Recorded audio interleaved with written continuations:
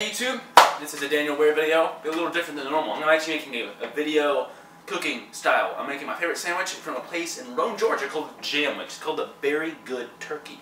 Now, you'll need for this, first step is sourdough bread. Now, if you don't have sourdough bread, it is kind of expensive. Artesian bread will work just fine. You just don't want to use normal bread. You're going to also need some strawberries, preferably fresh, some strawberry preserves or jam, some fresh basil. I know it's in a container, but it's as fresh as you can get, you know.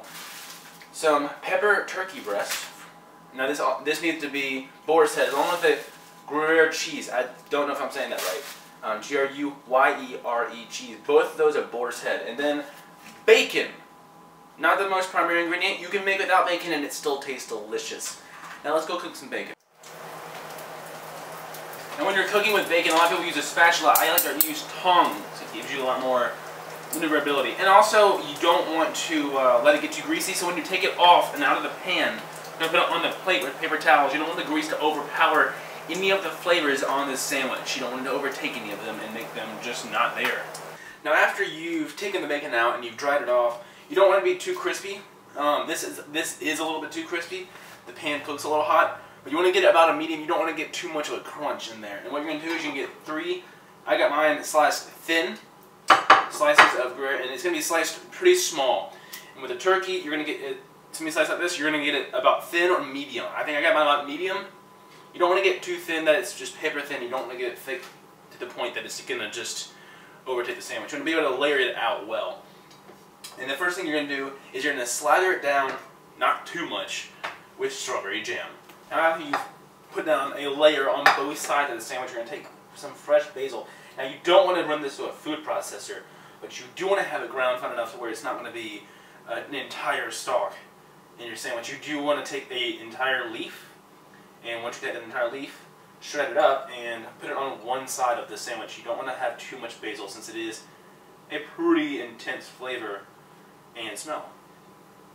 So put that on there. Boom. Onto the strawberries. Now these strawberries are from a farm. These are hand-picked, they're organic. And if you cannot get these, you can get it from a store, that's completely fine. You want to slice them relatively thin. And I tend to layer my sandwiches all from the same side. You don't want to have it too hard to put together when you have to get to that point. And just like the basil, a thin layer is perfect. You don't want to cover every single spot, but you do want to make it so it's pretty well covered. And don't use the end pieces of the strawberries, just use the middle pieces. And the last three parts of the sandwich making process will be cheese, and you're going to put that down. Take two of them, lay them.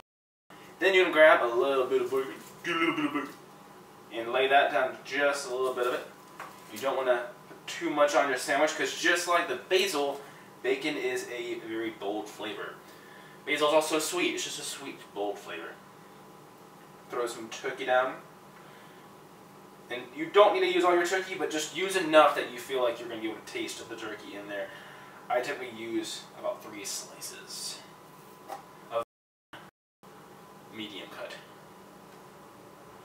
And then just a little bit more cheese.